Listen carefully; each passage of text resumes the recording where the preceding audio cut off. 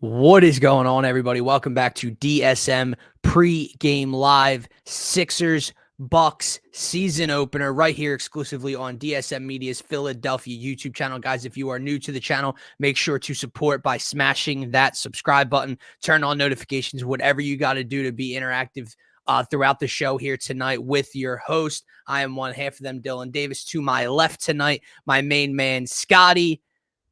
Buddy, not the way we were expecting to start off the Sixers season with the Phillies already over. But here we are, maybe a new glimmer of hope, maybe some new life here. And we're going to be breaking down tonight's keys to victory, key matchups, best bets, all of that good stuff. But my man, how are you feeling on this Thursday night? I'm feeling good, man. I'm excited. We have no like bearing on what the season holds yet. Obviously, all the drama over the offseason of James Harden, of course, will he stay? Will he go? Will he be traded? Doesn't matter tonight. He's not there. He's not on the sidelines, and we can totally ignore that tonight. Although I'm sure the broadcast will talk about it nonstop. Just a few times. The Sixers will be playing basketball, so we can focus on that part of it, which is the part that I'm excited about. And I'm just ready to see what Nick Nurse has this team looking like, what these rotations look like, and see where we're at going into this season. Man, it's a lot different than other seasons, of course, not only because of the James Harden situation, but because of the way the roster's been formed. So to that point, to a new head coach, I'm actually fairly excited for this. I said to you before we started the show, they didn't even give us time to miss him, right? Yeah. But it worked out perfectly in a sense because I promise you, if the Phillies, we're going to let us know that the Phillies are playing tomorrow night in the World Series, this game would probably mean a lot less. For sure. Exactly. If I knew they were going to be done on Monday, then maybe I wouldn't. I would have been way more excited for this. But nonetheless, it's here, and I'm ready to go, man. I'm excited to see where we're at. We get a good litmus test tonight against. Yes, we do. Normally, we're waiting for those, right? Number one seed in the East. So I'm excited to take on the Bucks. Yeah, I gotta admit, man. Obviously, the Phillies loss is going to take a while for us to all get over. But I was sitting last night. Obviously, NBA opening night was the Phillies game 7, so I wasn't tuned into the first 2 games of the year. And then last night, obviously, that's all that's on. So I'm texting, I'm watching the Knicks Celtics. Yeah. I'm like, man, you know what? It feels nice to recline back and have the NBA back on my television. And I got to say, man, I'm coming into this show. I'm coming into this season now with an open mind for this Sixers team. I'm tempering my expectations. I don't have the same that I had last year, with James and Joel having a full off season together. Obviously, still hoping Daryl Morey can pull some magic out of a hat at some point during the year for a James Harden trade to improve this roster. But I got to say, I'm watching the Boston Celtics play the Knicks last night. And obviously, we know they had a very busy offseason with Kristaps and the trade for Drew Holiday and so on and so forth, man. But normally we're sitting here debating if the Sixers starting 5 can compete with other teams starting 5. But where do we always seem to get beat up? The bench. The bench continues to be a problem. They don't have enough scoring, enough shooting, enough size, enough wings, so on and so forth. I'm watching a Boston Celtics team that's considered maybe world champion favorites in the Eastern Conference. Yeah.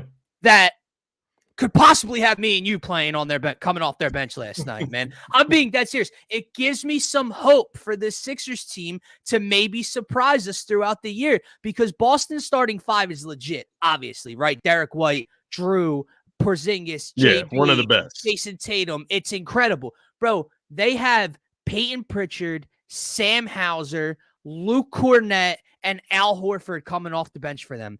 They didn't have a single bench point until late in the third quarter last night. Now, I know it's night 1, but Scotty, is that a championship level bench you're looking at? No, you're looking at the starting 5. Well, now the roles are kind of reversed for our Sixers team. We're sitting here looking like, all right, we don't have the star-powered starting 5, right?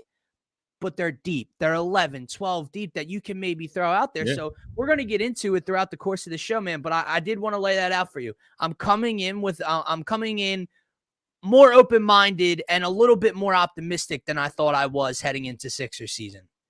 Yeah, as you should, man. I think we have a lot to be excited about with this team. I think it can't be underestimated on what exactly type of hamper Doc Rivers put across this organization and across this team in the way they played, and to the point where you have multiple guys on the team that played for Doc Rivers coming out and talking and laughing about the way they were running their offense and the type of game plans they would go into games with. For sure. Just thinking about seeing their reaction of that compared to what to Nick Nurse and what he does. There's a freshness. There's a newness. Was promoting. Yeah, it's exciting, man. And to that point, for a long time, man, I looked at the Sixers and I told you they play really ugly basketball. I mean, offensively, it goes into a black hole. You hope that when he gets double, triple teamed, you can get an open shot, and then you hope that somebody can make it. That's the offense right there. Embiid one-on-one, maybe gets double teamed, hit it the open guy, maybe they hit the shot.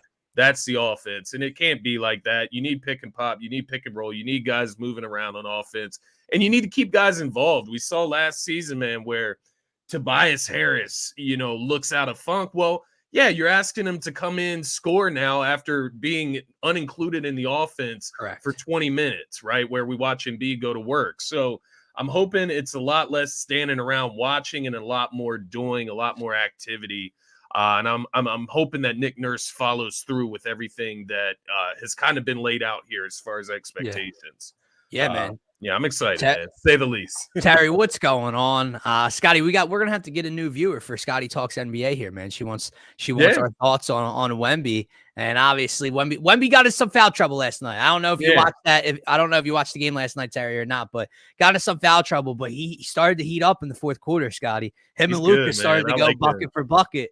So it was fun to watch, man. He's gonna be a problem. He's gonna once he learns how to control his body, when to jump, when not to jump, how to avoid foul trouble. Because right now he probably comes into the league thinking, well, I'll block this guy, I'll block that guy, and then gets caught in situations. Well, and the rules are so much different, right? The rules skill set's ridiculous. Right. It's foreign to him, right? So his skill set. Oh my god, he'll definitely be a fun watch.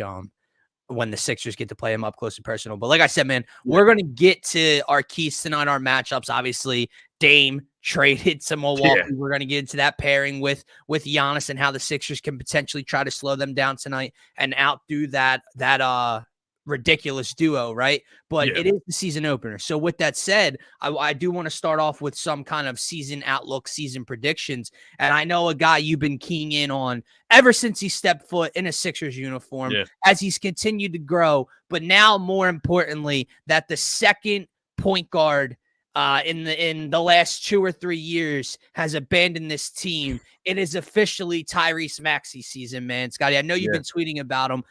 Realistically, what are your expectations? I've seen people throw out 25 points per game. Maybe he's an all-star this year. Realistic expectations for Tyrese Maxey running this team. Yeah, I think to be honest with you, man, I do think that those type of accolades are obtainable for him. More specifically, the most improved player. I think that's the one. He's the second leading favorite to get it behind Mikal Bridges, according to the sports books.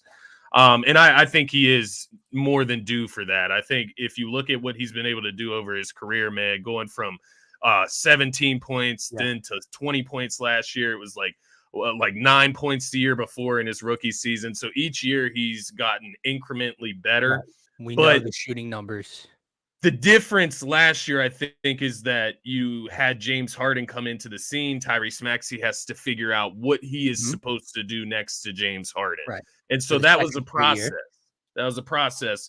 I think this year he gets the keys. And Nick Nurse has talked about how much he wants Maxey to be aggressive, use his quickness, his speed to his advantage. And I'm all for it, man. I think he can get up there to that 24, 25-point range, especially with the amount of shots that he's going to get in this offense at the end of the day and the efficiency he shoots the ball with from the three-point line. I expect him to have an uptick in three-point attempts this year. He should be getting 10 attempts a game. You're shooting 43% from the three-point line. You should be getting 10 attempts a game from the three-point line. But I think the biggest thing this year, obviously playmaking. He's got to get guys involved. That's going to be what you're missing most from Harden. But the biggest thing for me, man, is being aggressive, going downhill, attacking the rim, and getting to the free throw line. I think it's time. He's in his fourth year. It's time for him to start getting some calls. I know he started to work on playing through contact this offseason. He's gotten a lot stronger. He's got a lot more muscle built on him. And I think he's going to turn more into that grown man type of player this year, where we can see him maybe stop smiling so much and more aggressive. Not that it's a bad thing. Not that it's a bad thing. Yeah, he has fun, and I don't want him to lose that. I don't mean that. Yeah. He can smile. I know what you mean, though, right? That, like, but more of that dog and more of that sense that he's not the kid anymore, right? He's the guy. He's walking in, and this is owed to him. He earned this. Yeah, and that's the type of confidence I want to see from Maxey this year. And yeah, to answer your question, those are my expectations, man. I expect him to take a massive leap this year. I love it. And the Sixers are certainly going to need him to with their current situation, right? And the one thing I'm looking at, you mentioned getting to the free throw line, and it's one thing to search out contact. It's another thing to finish through contact. And that's something else I'm looking for Tyrese Maxey to do when he gets downhill, when he gets to the rack. But another thing that I'm looking at, man, it was one of the quotes that came away from this offseason. And I can't remember if it was Maxey or a teammate that came away from it when the Ben Simmons saga was going on, when under Doc Rivers, and when Ben wasn't at practice and everything like that. Maxey was the point guard, but they were running everything as if Ben in the dunker spot. Yeah. So Maxey was essentially having to fill a role like he's Ben Simmons, right? Like so to me, but Scotty, he was able to take a leap and still improve his shooting numbers from beyond the arc and still improve as a scorer every night, even with being in that ridiculous role and mindset. Yeah. So imagine what he can do under a Nick Nurse fall off season as if this is Tyrese Maxey's ball, right? That's what I'm looking at. Like I agree. He took that step. That's crazy. With playing with practicing like that. Yeah. No, it is crazy to think about, the malpractice that Doc Rivers was instituting on this team, man. And that is a great point that I haven't even thought about. Like, just kind of the perseverance that it takes to get better. Because to your point, a lot of guys that come into Philadelphia, into this Sixers organization, they do not get better, right? Embiid is an outlier in that. And Maxey is now an outlier in that as far as what he's done so far. So they are the only outliers, right? We've been waiting for Korkmaz for 5-6 years now. This man's still in the roster at the bottom of it, not doing anything. Like, there's different guys that we've tried this with, and it hasn't worked. So I think it speaks to certain guys' work ethics when you see them stick out from the rest. So great point. Great point. One more guy I want to get to before getting to the MVP. Obviously, with everything going on with Harden, he was brought in. He's Harden's friend, yada, yada. He kind of fits with Harden on the floor. What does life look like for the Sixers and PJ Tucker right now? Obviously, you would imagine it's more of the same as what you got from him last year. I guess I'm just kind of interested to see how a new coaching staff, a new offensive scheme and game plan will kind of fit PJ Tucker's role here. No James Harden, not that guy that can find him from across the floor in the corner waiting for the three. He doesn't have that anymore, right? So does PJ Tucker still fit what the Sixers are trying to do? He does, but he doesn't. And in the what I mean behind that is that he still fits to a sense because he's going to do things that you will accept from anybody, right? He's going to rebound. He's going to play defense. He's going to rebound. He's going to hustle. He's going to get in guys' face and play defense. And that's what you want from anybody on your roster. But in the sense of the fit that it looked like last year, and last year it wasn't even super pretty, right? Like, there was times where we were dreading looking at him. Well, a large portion of the fan base didn't want anything to do with him. Yeah, exactly. And I'm sure they still feel that way. And I feel that way to the extent where he needs to come off the bench, in my opinion. I don't think that they're going to go that route. I think he is going to start. At least not to start the year, right? Yeah. Yeah, that's something I think could come later in the year. And like you said, he is Harden's road dog. Maybe he gets shipped out with Harden if we're lucky. But I do mean that in the best sense. Like, I think him off the bench is a lot better looking than him in the starting lineup. I just don't like that. I feel like you could throw in somebody else that can either rebound and play defense better or shoot the ball better, right? Yeah. That's kind of how I look at it. The way I'm kind of looking at PJ right now, to Brett's point, in a kind of a motion offense, is instead of him being the guy standing still in the corner, with more motion and every off-ball movement and backdoor cuts and off-ball screens, is PJ going to be that, off-ball screen on the block to open up the trailer coming down the baseline to get open the corner? You know what I mean? Instead of PJ being the guy waiting behind, in the corner, he's setting a screen for the off-ball kind of, you know what I mean, to get a D'Anthony Melton open or a Tobias Harris open. Maybe a little bit more physicality down on the block for PJ Tucker. And I like that idea. I do. And I think that's a way that it could work potentially with the starting lineup. You just kind of have him floating baseline to baseline in the middle of the court, right? Outside of Embiid's area, right? Keep him around the rim for offensive rebounds. Exactly. Keep him around the rim and keep him away from the three-point line. At the end of the day, he's not shooting that the greatest these days. The occasional one, sure, that's fine if you get him caught out there. But I think him floating around near the paint, he's obviously got to get the little teardrops and the floaters down, which we saw him working on that down the stretch last year. But the goal isn't for PJ Tucker to score. The goal is for him to help get the offensive rebounds, like you mentioned, and just spread the ball around and get it to the guy that's meant to score. Yeah, exactly. All right. So the MVP, before we get into tonight's game, because obviously it is 7 p.m. now, tip-off just after 7:30. Joel Embiid obviously brings home the MVP trophy last year. He's been trying for quite some time, 3 years in a row, him and Jokic battling 1 and 2 in the voters race.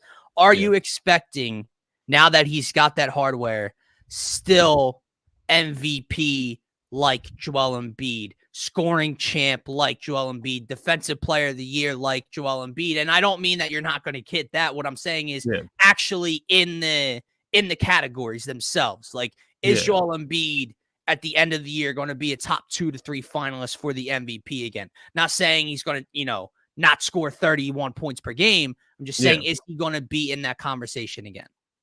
I think he could. Yeah, I honestly do. I think it will be in a different way than he has in the past, and more specifically last year. And there is part of me that feels like maybe he could fall out of the top 3 and closer into that top 5 category for the award. There's just certain guys out there, just kind of off topic. There's certain guys out there that I feel like are kind of due. Guys like Jason Tatum, Luka Doncic. But then you have Giannis, right, who's going to be set to have the most efficient year of his his counterpart potentially, right? Yeah. So you look at stuff like that, but as far as the production, I think you're still going to get the MVP level production. It's just about whether or not they give him credit for it. I think the scoring will go down. I'm looking at Embiid for 25 to 28 points per game, so not too much, just about 3 points, I would say. I'd like to see him at the 27-point mark. In my mind, that's where I picture him taking the right amount of shots, but then the 10 to 11 rebounds is huge for me. I don't need him averaging 9.7 rebounds. He needs to hit the glass, man. He needs to be a big man for this team. He needs to anchor the middle. Every rebound that comes off the board, I don't want to see Giannis gathering it up.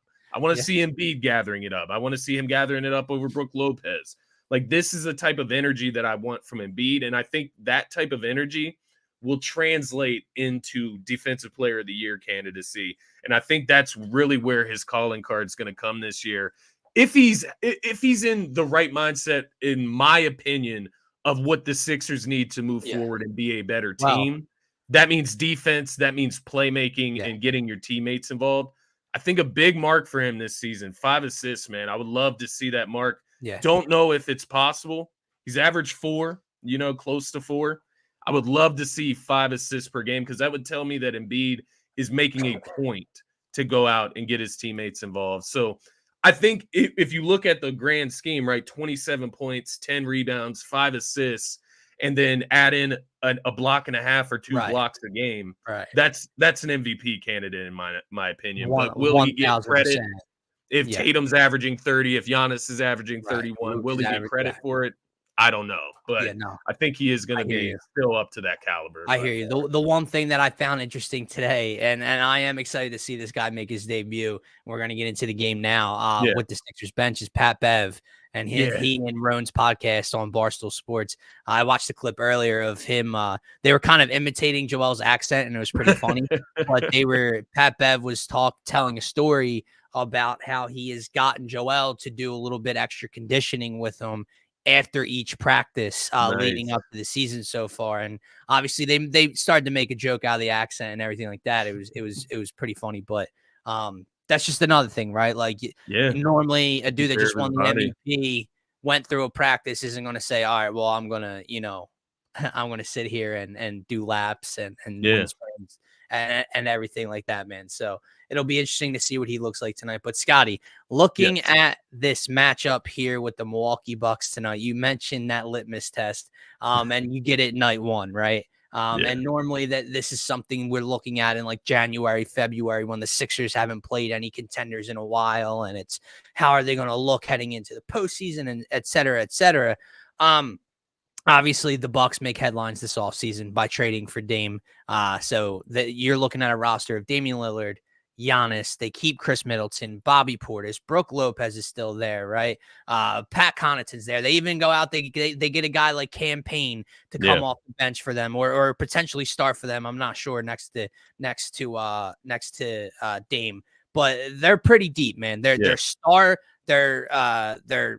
star fronted and they're deep as well. When you look at this matchup, how big of a matchup problem is this for the Sixers, or do you think the Sixers can potentially match up well with them? Because in the past, I feel like Boston, like when we talk postseason matchups, Boston's always been that team that gives us issues, no doubt.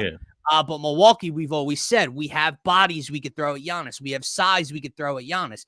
With the addition of Dame and everything else, is it still a good matchup for the Sixers? It's interesting, man, because if you look at the starting lineups specifically, right, and this is just with the idea of PJ Tucker starting tonight, and this is actually the first time I thought of this, but direct matchups tonight is probably going to go Embiid on Brooke Lopez, PJ on Giannis, Tobias on Middleton. You can throw Tyrese Maxey on whoever they want to start alongside Dame, and then you throw D-Melt on Dame, and I actually like those matchups. I get Dame at the end of the day; he's going to be a mismatch no matter what. You got a guy like Pat Bev that can come and get on Dame's hip as well. That's the thing; you got options to bring in against Dame as well. Danny Green, I know he's a little slower, but he is a guy that can guard the perimeter. So they have a couple options. Jaden Springer, a guy that might be a sleeper this season. I don't know how many minutes he's really going to get with Nick Nurse, but a guy like Paul Reed, Mo Bamba that can throw bodies at Giannis throw as well, him on Giannis. Yeah, so when you look at it from a matchup perspective, I do think the Bucks in reality have like maybe the best roster construction in the NBA. But I do think the Sixers match up very well with them. And it's going to come down to, what does Tyrese Maxey look like this season? Is he a second star?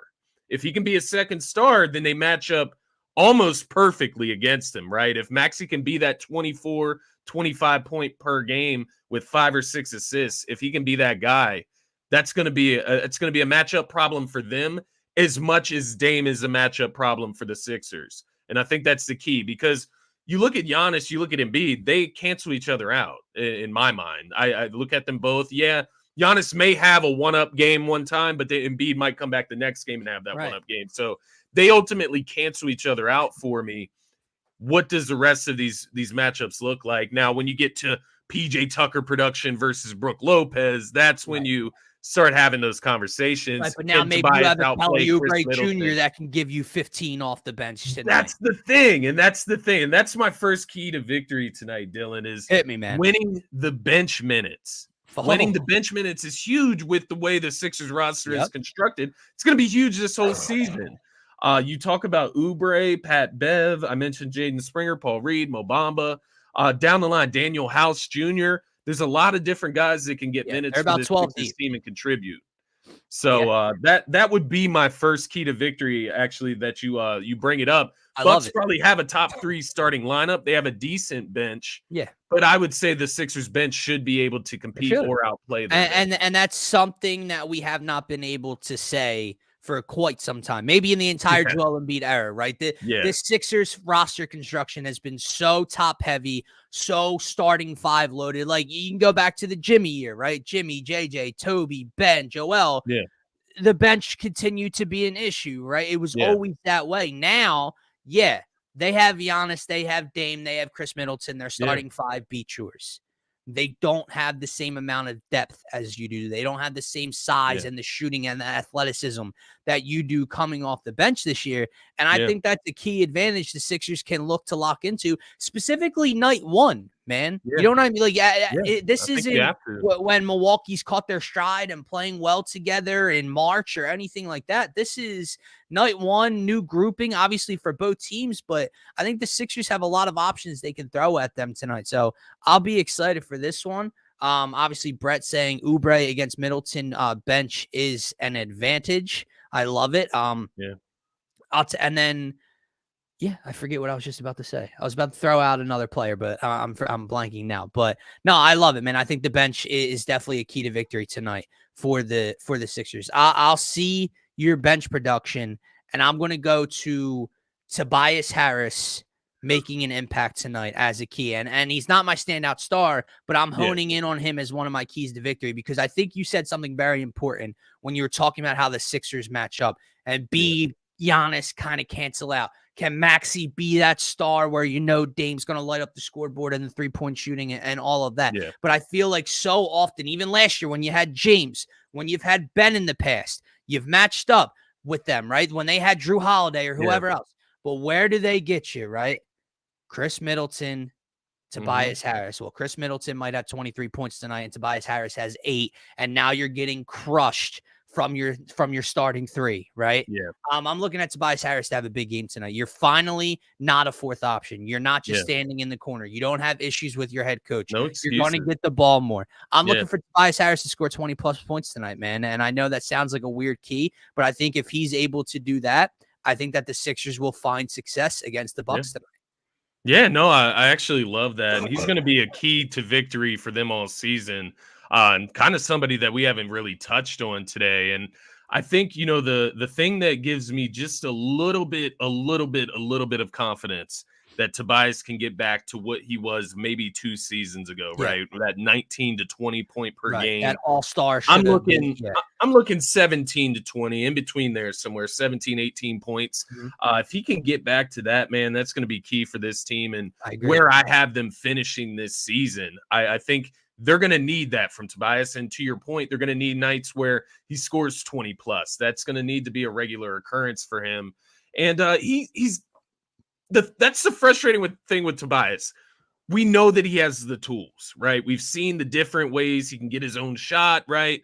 We've seen him hit 4 or 5 threes in one game and shoot efficiently from the three-point line, but it's inconsistent. He needs to look to build the consistency. The one thing that gives me a vote of confidence is the way Nick Nurse has talked about Tobias Harris in this offseason, the way he spoke about getting him involved. I think that is a big key there. The other key that I'll mention here, Dylan, is punching the Bucks in the face first, right? Don't let them come out and get the Fear the Deer crowd going, right? And getting it all popping and buzzing inside that arena. Yeah. You need to come out, hit them first, whether that's Embiid coming out hot, maybe he scores the first 10 to 12, or maybe it's Maxey comes out hot, hits a couple threes. D-Melt, maybe he gets hot, something. They need somebody to come out of the gates, need a spark fire to get ahead in this game for when Milwaukee does finally settle in and get used to playing. They will together. Respond. Yeah, they will respond if they don't initially respond right in the first place. So that is my last key to victory here for this game, along with what you said and what I said earlier. Just getting it going early, and hopefully Nick Nurse can really show us something special, man. I'm looking forward to it. Yeah, I'm with you, and that's my final key is right there with Nick Nurse. And I'm looking at Mr. New Head Coach and this coaching staff, and I guess my key is to see what they have for the whole season as well, and it's just let it fly tonight, man. And what I mean by that is the rotation. How deep you go down the bench, how creative you get offensively and defensively. Show me the new, fresh 76ers outlook tonight, right? Obviously, up top it says #brotherly love. Give us a new hashtag. Give us something new, something different to get rid of that Doc Rivers and James Harden. I know he's still here, but past of those two, right? Let's move forward. I want to see the motion offense. I want to see the backdoor cuts and backdoor screens and off-ball movement and everything like that. I want to see the new look defense and how Joel Embiid's going to anchor it and meet people at the rim, etc. I want to see the rotations. Brett talked about it. Give me at least 5 minutes of B-Ball Paul and Joel Embiid on the floor together. Yeah. Feed me Kelly Oubre tonight. Feed me Mo Yeah. Bamba at times. Feed me Patrick Beverly. Feed me Jaden Springer. Yeah. Let it fly tonight, man. And Yeah, let's see I what the love it. new look Sixers look like. Because I don't think, simplifying it on night one, I don't think only running an 8-9 man rotation is the thing to do tonight. I think you need bodies. I think you have to throw different looks at this team. And that's my final key of the night. I am excited for Nick Nurse. I think that's another key for the season, man. Honestly, you talk about keeping Joel Embiid fresh for the playoffs. How do you do that? You keep bodies in and out of this rotation, and you make sure that he's protected. I am interested to see with Nick Nurse, though, the hockey substitutions. I would like to avoid that. Right. One at a time, maybe two here and there. You take two off at the same time, but you don't need to do the full 5 sub. That's unnecessary. So hoping to not see that, although I do want to see guys rotated in and out tonight. I agree. When we say we're looking forward to the depth and the bench, that does not mean all at once. That means exactly a combination of the two, right? I want to see Joel Embiid on the floor with Patrick Beverly and Kelly Oubre Jr. I don't want to see, Paul Reed and Jaden Springer and Kelly Oubre and Patrick Beverly all together in my face while Damer Giannis is still on the floor just chewing us alive for a couple minutes, right? I hope we're past that, man. That's one of the things I'm looking forward to. Like, are we just past simple things like that, right? Simple pet peeves. And I'm looking forward to that, man. I agree with you, man. Let's get into standout stars, Scotty. Just under 15 minutes away, obviously. Who are you looking at tonight for the 76ers? Starter or bench piece, does not matter. Who are you looking for tonight as your standout star? Yeah, I'm going to go to the guy that I've been praising up all offseason. I'm going to go to Tyrese Maxey. I think tonight is part of that initial breakout period for him where people start to look and they're like, he might be really good. He might be elite. And I think this is when we start to get to look at Maxey and some of the improvements tonight that he made over the offseason. I'm looking for 25 points around that area.